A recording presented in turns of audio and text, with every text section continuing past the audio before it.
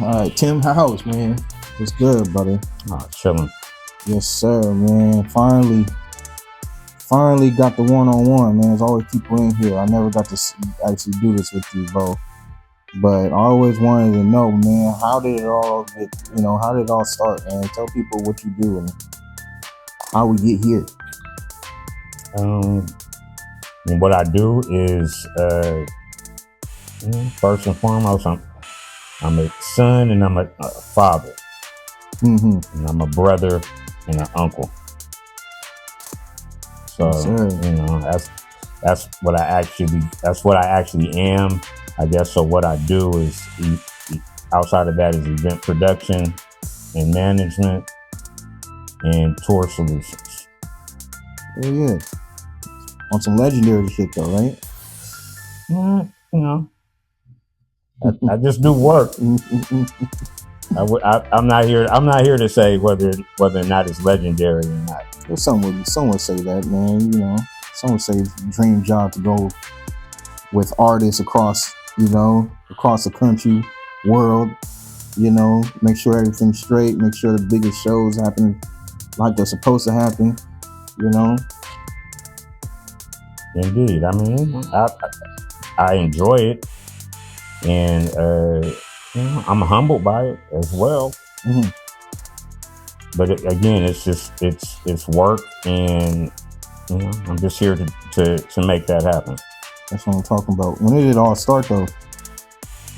I mean, for cats that are older, it usually starts on the same path, a journey or whatever, and it's going to start with hip hop. Mm-hmm.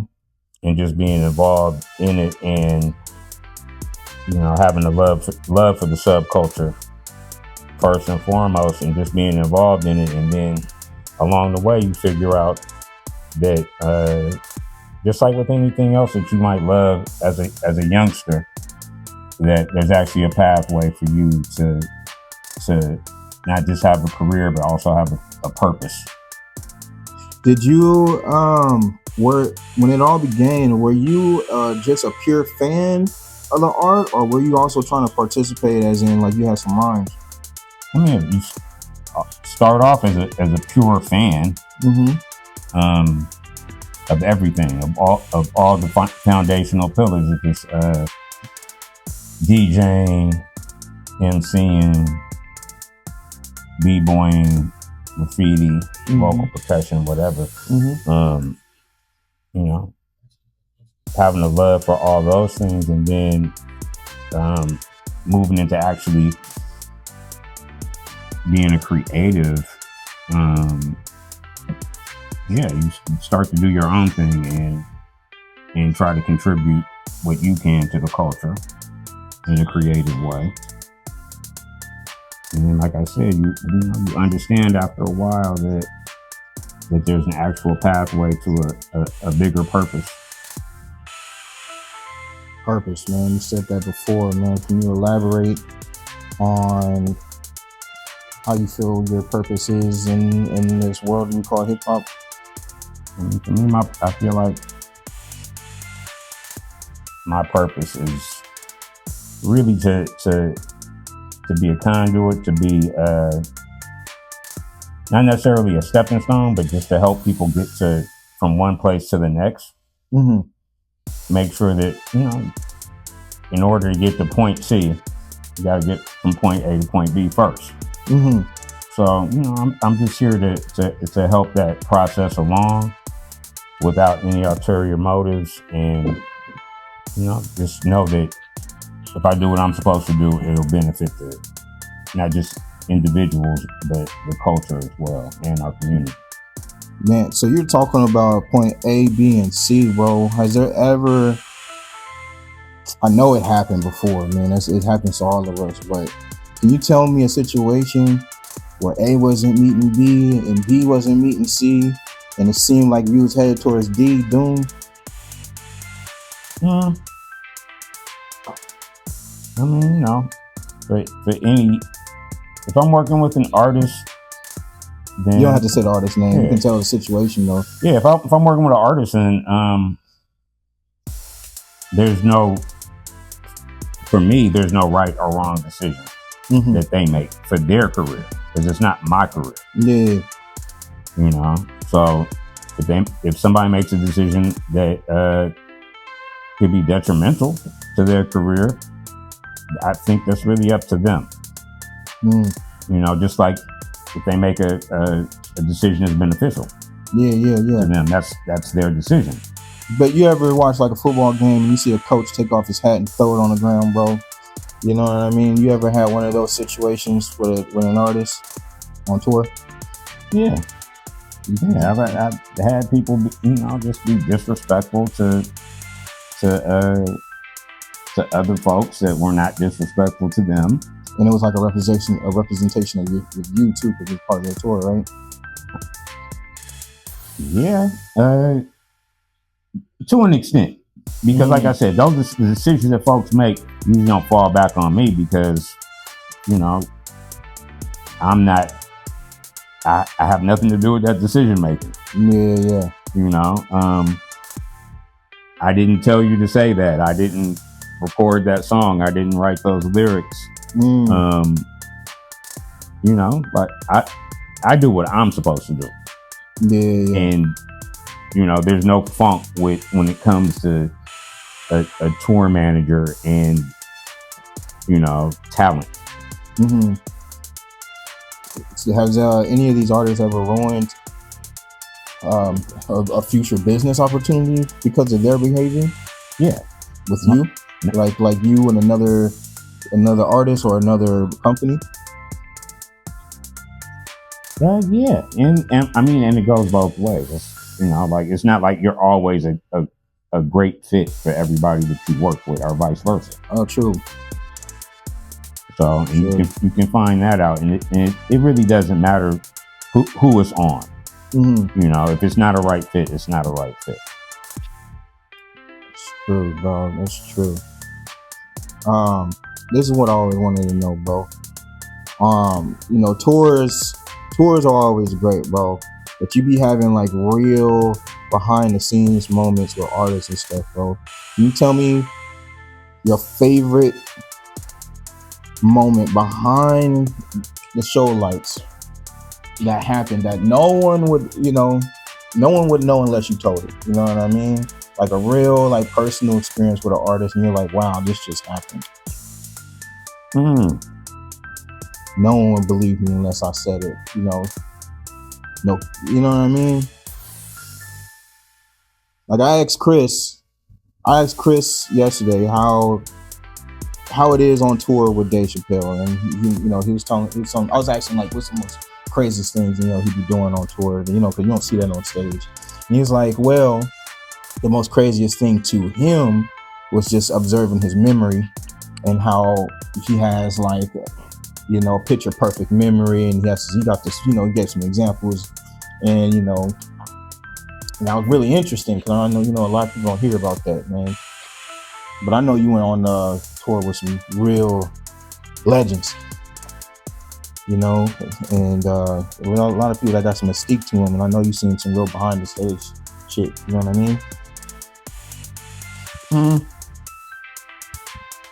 I mean, really, even with the tour I'm about to leave on, this is almost like a not an excuse, but it's a good reason to hang out with my partners. There it is.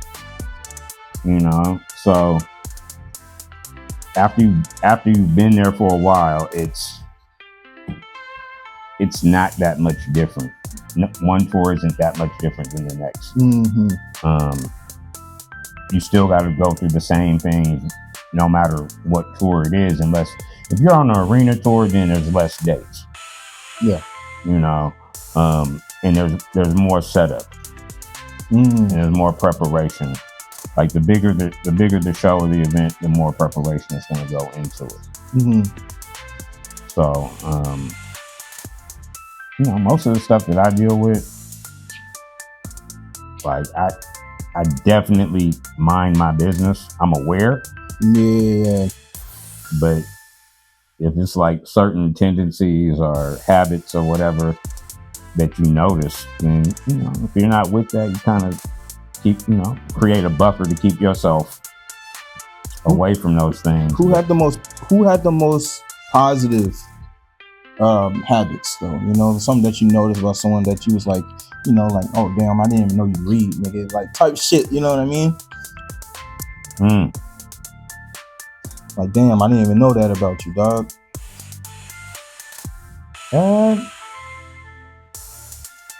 Positive habits is weird because pretty much, I mean, again, it just depends because there's some cats that don't smoke or drink. There you go. But they fuck their fans. They fuck their fans. Yeah. Raw. I don't know about raw. I don't know about that part, but yeah. There's that. Everybody is different, but again, like I'm trying to mind my business. Yeah. So if you don't need me, like, and when I say need me, like I answer a question or do something that only I can do, then I'm gonna mind my business. Like, I'm not you come with some type shit, Yeah. And that way, like, I'm not oversaturated. I try not to be oversaturated by the people that I'm with, because I'm gonna have to be with them for all day, all night, except for when I sleep. Yeah, I remember like hanging out with my boys, for extended periods of times, and then catching things like, like, damn, nigga, I didn't know you knocked on push-ups out, as soon as you wake up every morning. Like, nigga, I didn't know that's what you on, or when, like, going back to what I said, bro, when you find out a homie read, and you just be like, I thought you was stupid, nigga, bro. You know what I mean? Shit like that, I always find that interesting, especially when you're like with someone for extended period of time. You really just get to see things that you don't see when you see them out, having a drink or, you know what I mean, working. I mean, it really more. Sometimes I think it really will be more so that it's cats' moods. Oh yeah. Yeah, how they are when they ain't drunk. You probably pretty much only see people when they drink and smoking and shit. Yeah, and then you and when you're in an intimate area with people for so long, you end up, if they have a significant other, then you end up hearing about that shit. Oh yeah. And you was like, you didn't even know they had one. Like shit. Yeah, and then and that's all the time. That somebody's going to be talking to somebody else about whatever's going on back at home or where they're at on the road. Yeah. So in all the tours that you've been on, what is the most underrated city that you've had to stop in, tour wise, musically? Underrated, like, damn, I didn't know y'all get down like this.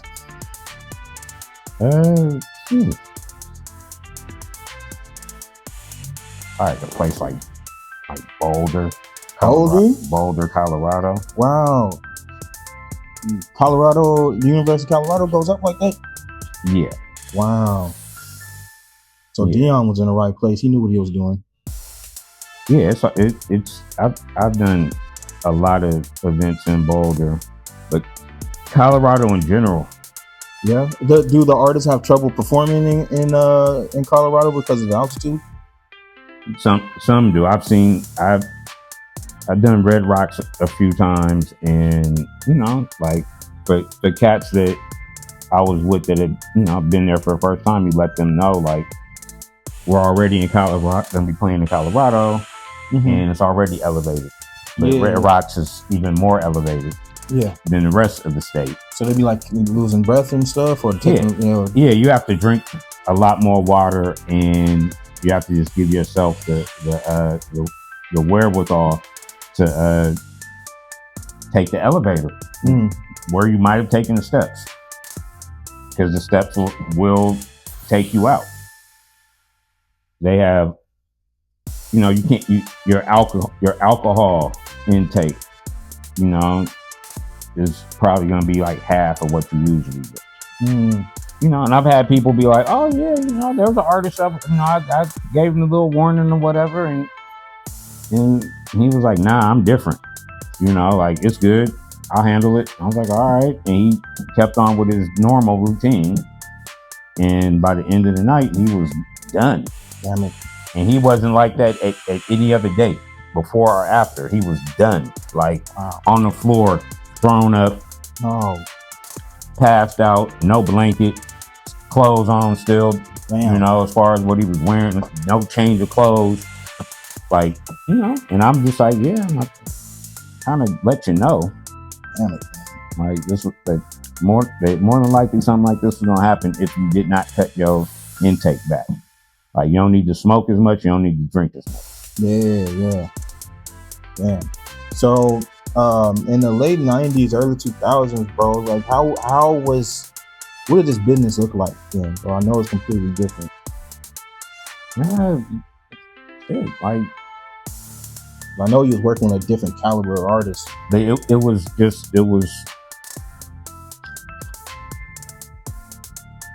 less street, I guess, but street. More on the business side. Like, the music was less street, but the business was more. Why? Because it was like real dogs that was really doing the business behind the scenes type shit. Or yeah, I mean, when you got, you have certain folks here, certain folks in Los Angeles, certain folks in Texas, certain folks on the East Coast, people in Atlanta, people in Florida, that were all on some different shit, and it just seemed like, back then it was not, just was not for play. Yeah. In the late 90s, who were you working with? Late 90s, I was working with Above the Law. Above the Law? Yeah. Damn, really? How was that, man? It was good, I mean, it taught me a lot and trusted me with putting records together and at that time. And who's in that group? It was Code 187, DJ Total Chaos, and KMG, who unfortunately passed away a few years ago, and Gomac. And what city was they from? They're from Pomona, California. Pomona. This is in your SoCal era. Yeah. Okay. And when did you move up this way in Oakland? I moved back I was born in Oakland, but I moved back in 99, 2000. 2000. Yeah. When you got here in 2000, who were you working with here? Here, I was really like doing my own thing, and I was doing some writing and stuff for a magazine. And what magazine? It was a magazine called Writing Magazine. Which I hadn't even mentioned that shit. Cut that shit out. I'll bleep it. Yeah. But doing that, and then consulting with a streetwear store that was located in overseas. But they were Germany? Nah, this is Hong Kong and Taiwan. Oh. So damn, hip hop in early 2000s? Well, they were selling a lot of streetwear, and then what was connected to the streetwear were the people that they were sponsoring. So they would be sponsoring a lot of different rappers and DJs and stuff. But overseas, they don't know who these people are. Got you. That are in all these ads, and I was there to tell them who they were. Got you. Nice. Hell yeah, bro. So, but after that, I was just working underground rapping. Started working with a group called Crown City Rockers. It's a band here. Yeah. And then that led into working with Zion I. Zion I, man. Yeah. How was that, bro? That was great. That's my crew. That's your official crew. Yeah. Zion I crew. Nice. Yeah, because I was gonna ask you, was that your favorite group to work with? Well, obviously, yes.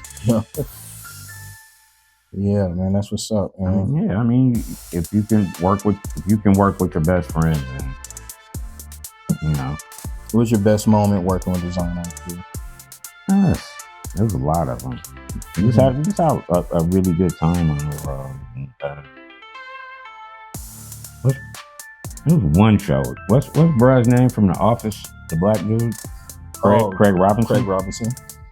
Yeah, we're about to start a tour, and we got to actually we're flying to Colorado to start almost a pure Colorado tour. We had like 5-6 dates in Colorado, and then one date in Salt Lake. And it was Zion I and Grouch and Macklemore and Ryan Lewis was the opening act at the time. So they were with us, and as we're getting on the flight, Amp Live and Zion I is, while we're waiting for the flight to board, he's watching The Office on his computer. He's like, yeah, I just got this whole season, da da da da. Like, oh, okay. So it's like, yeah, I'm gonna watch this on the tour. I'm like, oh, okay, cool, whatever. And then as soon as we get on the plane, Craig Robinson's like right there in first class. Wow. And we're like, oh shit, that's crazy. You know?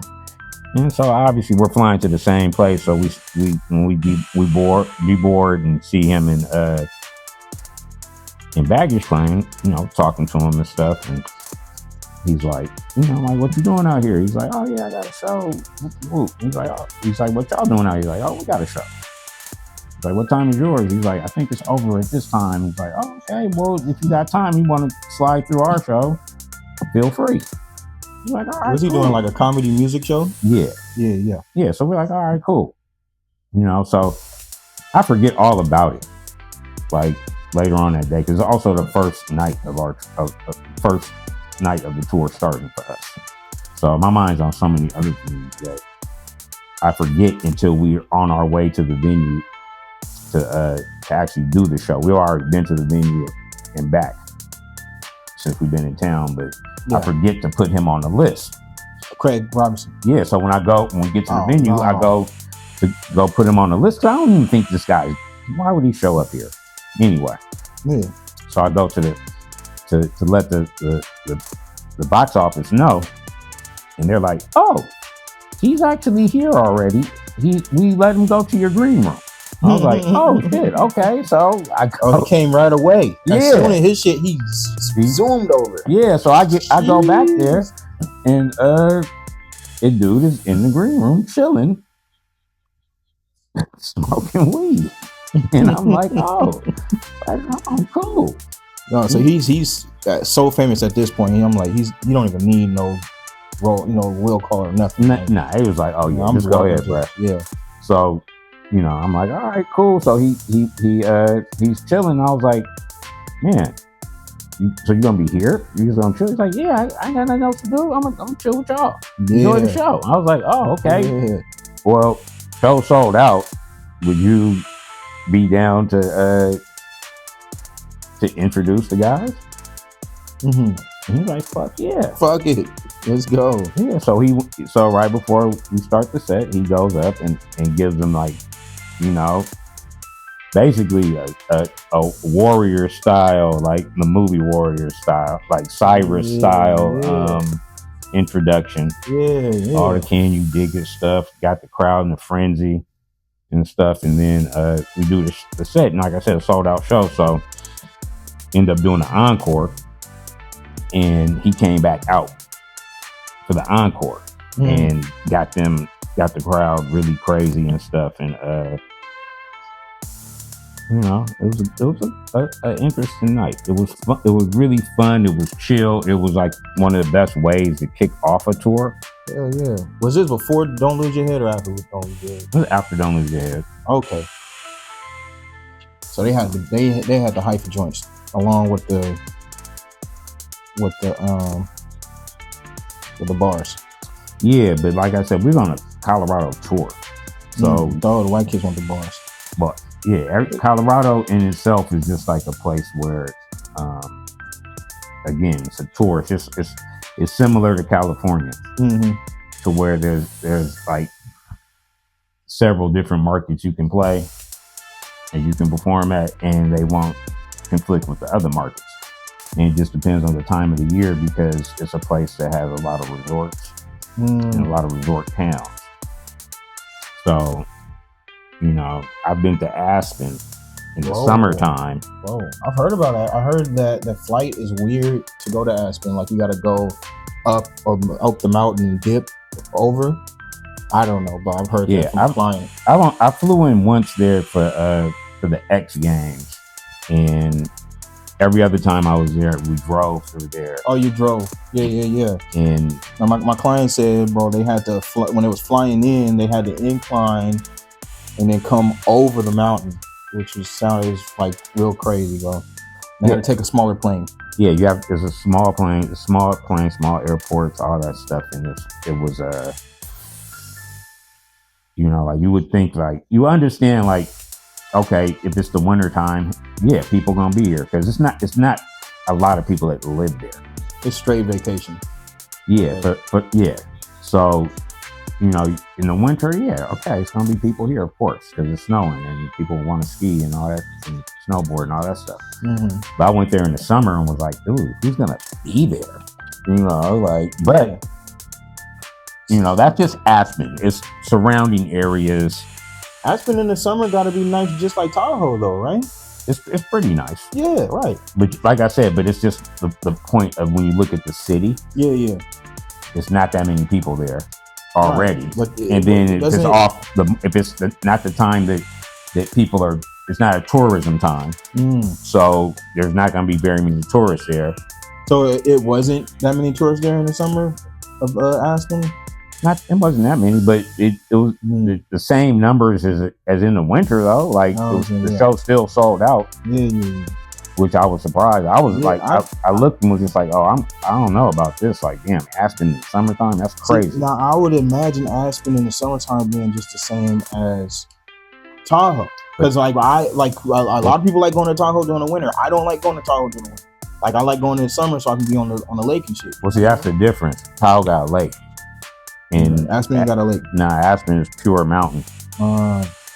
So once that snow is gone, what you gonna do? Hike, I guess. But you know, you probably rather hike at a national forest or something like that, rather than this snow, this lack of snow covered mountain. Yeah, I mean, you know, I was out there in Colorado once in a random city called Durango. That's like closer to the border, like southern Colorado, closer to the Utah border. And that town ain't got no more than like 30,000 people in it. Isn't it like hella hot in Southern California? I mean, Southern Colorado? It's hot in Colorado, like in the summertime, period. Yeah, okay. And then, you know, being out there, it's like, it's not that many people. So I was doing a show out there and had to do just went to Starbucks, and I seen these two girls like giggling and pointing at this dude in line. I wasn't tripping. I was like, what they giggling about? I didn't know what was going on. So now I look and I see when dude leave, it's fucking Shaun White. And I'm like, oh shit, that's surprise. And he was mega famous at that time. Yeah. Fuck yeah. Yeah. So when I leave, I pass dude, he's sitting in the car as I'm leaving and passing right by him. I'm like, bruh, what are you doing out here? Like, this is a very random place. You know, like it's in Durango. Yeah. And he was like, oh, I train out here. Because of mountains. Yeah. Okay. And I was like, oh, okay. And I went to go look at one of his videos for his training. And apparently they helicopter this dude to the mountain. Yeah. And they just drop his ass off at the top of the mountain. They meet him at the bottom. Yeah. And I'm like, damn, but what the fuck happens if something, you know? Yeah. If something happens, but you know, that's the way he does his thing. But fuck it. Yeah. I mean, helicopter, bro, a ride with that ain't nothing but probably a band, bro. If you think about it. You know, if you got the helicopter plug, yeah, probably a band to take you up there. That's nothing. Yeah, it's a random place. They do have an airport out there. a very small airport. Mm. You know, Not as weird as Denver's, huh? Nah, Denver's airport is huge. Yeah, it's strange place. It's a hub. Yeah. And shit, like so that's a place where if you got a connecting flight, you know, like right in the middle of the country. Yeah, there, Dallas, Atlanta, Chicago, LAX. Yeah. New York. Yeah, I mean, I went to I've been to a lot of small places too, like places that I would have never even thought of going to. I was wondering about that, like, man, them hidden towns, bro, they secretly go up, man. What is that about, bro? I remember we did a Christian music festival for Zion Night. Yeah, in they got a set for that? Traverse City. What was the set like for that? It's just don't cuss. Don't cuss. That's all. But in reality, I really think that, you know, that Zion's a conscious rap group. But I do think that just because of the name, Zion. That's probably why they were booked. But we went Zionists. We went to a place that I haven't been back since, but I hadn't heard of it until we got booked. Yeah. And so now I just, you know, I know where it's at now. But if I hadn't been there before, then I'll be like, where is that? It's always cool to open up new areas of your map, bro. You know what I mean? Yeah, the trip thing is I only saw the hotel and the airport because I got sick on the flight there. Oh, no. And as soon as we landed, I started throwing up. I got a food poisoning or whatever. You don't remember what you ate? Nah. Damn. I just remember being sick on the plane. And when we landed, I just started throwing up. We got to the hotel. Never stopped throwing up. Yeah.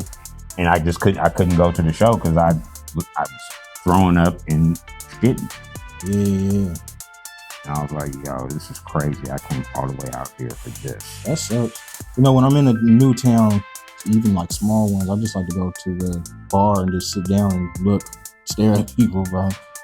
Just to see what they, you know, what they be doing or what the girls look like over there or something, you know what I mean? Like a real small town, bro. Me and my cousin had drove to Atlanta, bro. For sure, I made a couple stops. For sure. Yeah, I mean, it's definitely places it's not up to me to avoid places. If we gotta go there, that's where the show is at. Yeah. But like having to drive through, like, you know, like certain states that I don't like driving through. Mississippi and Alabama. Mm-hmm. Yeah, when I drove through Mississippi, bro, the eerie feeling I got, bro, was I've never felt that shit before. You know, so it didn't feel right. It felt like, you know, we was only driving through there for like 3 hours, but it just felt like someone was telling us to leave. Yeah, it feel like they was cool with us because we just here to do what we do, and then we leave. And they know that we're not here to stay there. We're not here to. They know that we're not here to do anything else except for what we were hired to do. I had a real spiritual feeling in Mississippi, and I've only had that in Mississippi and New Orleans, and the two feelings I had were completely different from each other, bro. Like one was, I'm telling you, Mississippi was not welcoming, bro, and then New Orleans was like, you know, I felt something nice in New Orleans, a real welcoming, like, you know, ancestors was really like, man, welcome, you know. I look forward to New Orleans all the time because the food is good, the people are nice, good, and you know, Bourbon Street and the French Quarter is just what it is. Hell yeah. You know, does it smell crazy? Yeah. But I mean, yeah, but they cleaned it at 3. They clean it up. They spray it down. It's wild. Yeah. I've been to both Mississippi and Alabama, like through them, like 15, 20 times. But I've only done 2 shows ever in Alabama and 1 show in Mississippi. And the 2 shows in Alabama were dope. But okay, they show love. Yeah, but it was also like we here and we leaving. You know. I remember when we were younger and we used to we did like a SoCal tour, and we was down there and we wasn't 21 yet, and this is our first time doing like clubs, right? We've only done venues, and we didn't even know that they was gonna kick us the fuck out after our last song, bro. We had no fucking idea, bro. We thought we was gonna kick it. We deep when we got bitches with us. The homies drove with us and everything. We deep. And it was like, all right, y'all gotta get out. Open up the back door and let us out, bro. I was like, this is a good thing. And it happened to us that whole weekend, bro. We had no idea. We thought LA was gonna be lit, bro. We was doing them songs and getting the fuck up out of there. And my boy slapped the shit out of somebody, bro. And when we was in San Diego, and without no warning, because he's from San Diego, saw somebody in San Diego, was at the outside mall, slapped the shit out of him, bro, and said, man, you's a bitch, what you gonna do? And we sitting there like, nigga, we invited you to be an enforcer, but we ain't trying to be on the offense, nigga. Just hella shit. And then my boy ended up getting robbed that same night, I guess, by probably the same people at the hotel. Oh wow. Shit, man, mania, bro. I know you wasn't on no hype. He was not on those hype. I mean, you know, there's been more than enough times where, you know, there's been confrontations to where, you know, you gotta defend yourself or your space, or your people, you know.